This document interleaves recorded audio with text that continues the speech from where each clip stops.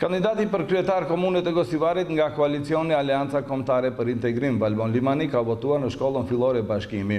I shoqëruar nga familja e tij, Limani, pasi realizoi të drejtën e votës, uroi që procesi i sotëm i votimit të mbyllet në mënyrë demokratike dhe të fitojë më i miri. I pyetur se kush është më i miri, ai tha se pret që procesi zgjedhor në Gostivar të mbyllet që në raundin e parë dhe ai të jetë fitues, por shtoi se do që vendimin për fituesin e kanë në dorë vetë qytetarët.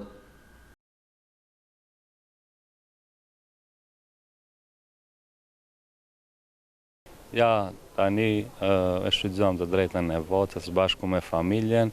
Sot pres të jetë një ditë feste për Gostivarin, ditë në të cilën të gjithë qytetarët tanë do të shfrytëzojnë të drejtën e votës, do të dalin, do të votojnë dhe me këtë zgjedhjen do ta bëjnë më të qartë.